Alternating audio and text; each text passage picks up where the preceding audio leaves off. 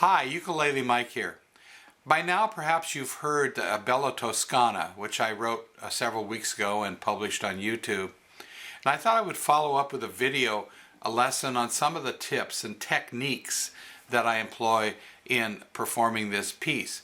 Now, if you've purchased the tablature, you'll notice that I've left the measure markings on there for the purpose of teaching. So as I go through this piece, through this video, I will be notating those numbers that you can find where I'm explaining certain techniques.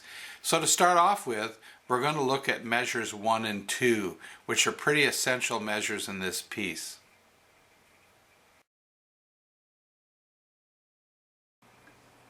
Okay, in the first measure you'll see two letters, H and P. H stands for hammer-on, P stands for pull-off.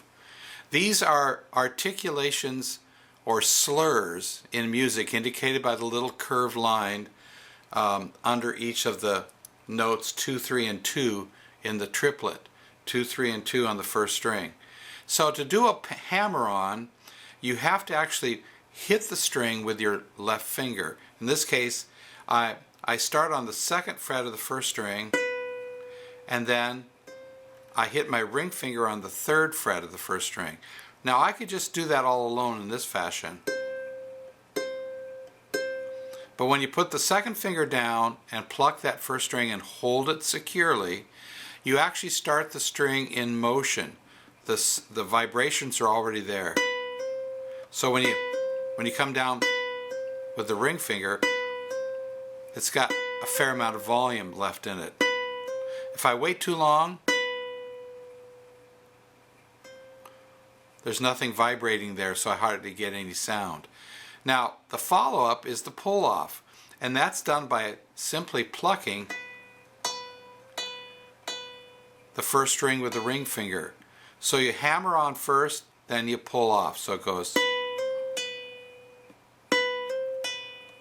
all done with the left hand except for the very first note. Hammer on, pull off. Now it takes a bit of practice to get that technique.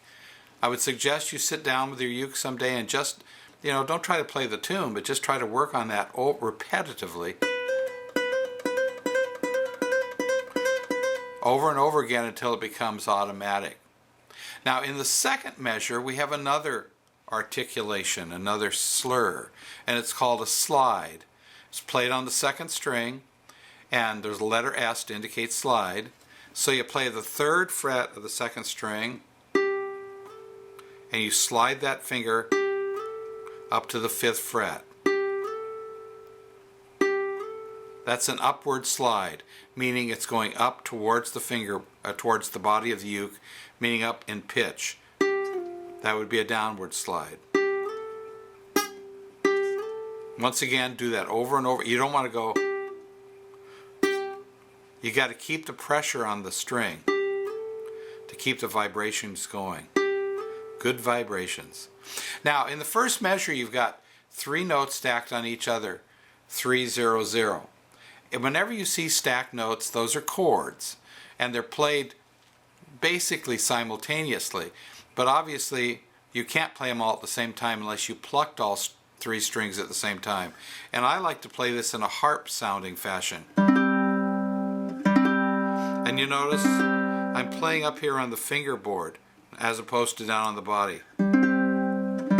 Playing up on the fingerboard gives you a full-bodied, warmer sound. Makes a fuller sound from your uke. And if you kind of roll those notes, kind of gives the sense, the illusion that you got more than 4 strings. I'll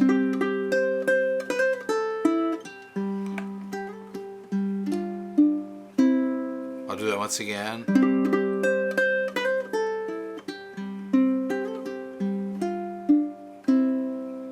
And there you have measures 1 and 2. Now we'll go up to measure 17, 18, 19, and 20.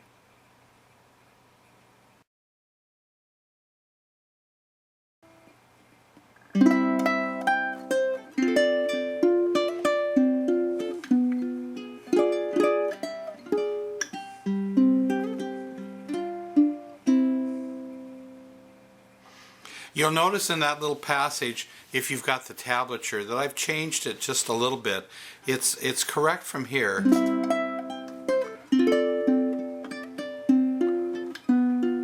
Now here's where it changes. There's your diminished chord, 7th fret. I come back and play the diminished chord again.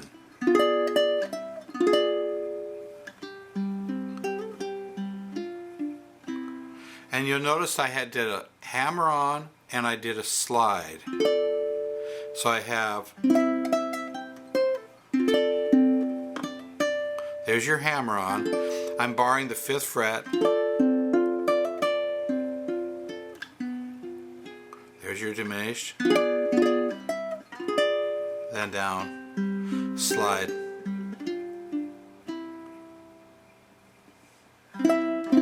And I'm also using the broad harp-like strokes. And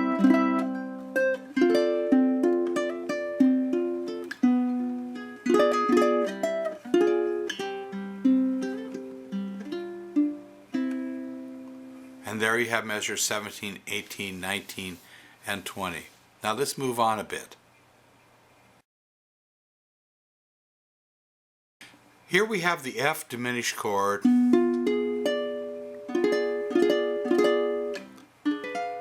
Here again we have the F diminished chord. Index fingers on the 7th fret. Same configuration, same chord, a different higher inversion. Slide that up again. Now the index fingers on the 10th fret. So we're down at the 4th fret. Slide it up to the 7th. And slide it up to the 10th.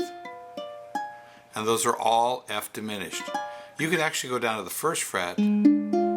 There's the F diminished again there. So you got the 1st fret, 4th fret, 7th fret, 8th fret.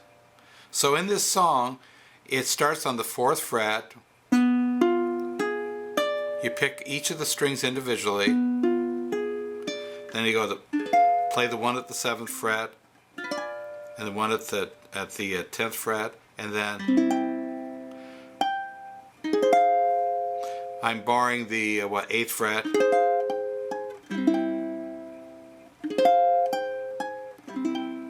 And then at the very end I go,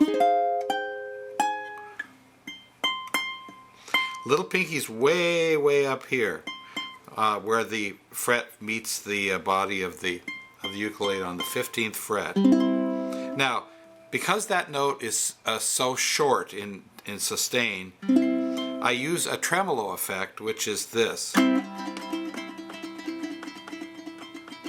Very lightly with just the tip of the finger, and that sustains that note out. So we have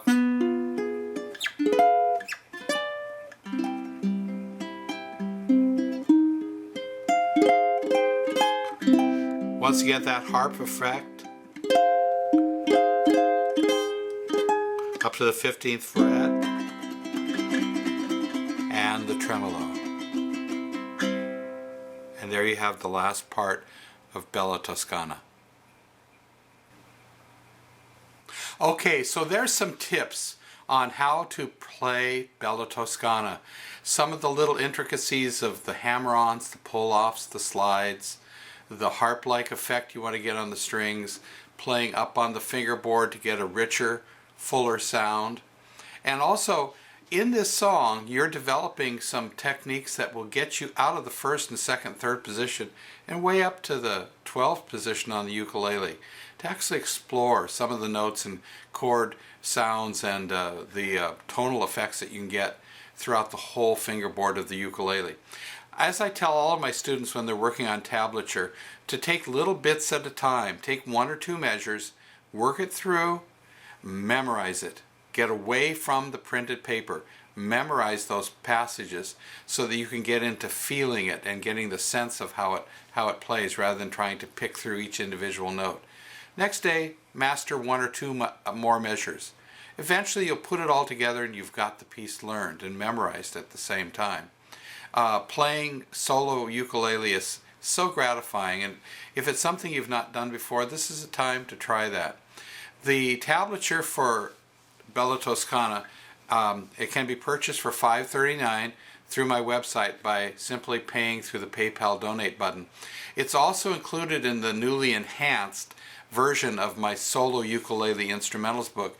So you, instead of having 27 songs, you actually have 29, which also includes the Korean folk song Are We Wrong. So if you purchase if you've already got the book, then just buy the Bella Toscana tab. But if you don't have that book, I would suggest you get it, because there's 27 other pieces besides Bella Toscana and the Korean folk song. So it's a large compendium of my original arrangements and original songs, such as the Dreamscape trilogy, Paris Nocturne, Cherry Blossoms, Panis Angelikus. You've got Freight Train, you've got Edelweiss, you've got Tammy, you've got Kona Breeze, you have a number of other folkier things like the Keyport Rag and the Rose Garden Serenade. So look into that and consider purchasing that book or the tab for Bella Toscana, and then come back to this video for some references to how to perform my newer piece. Thank you and happy strumming.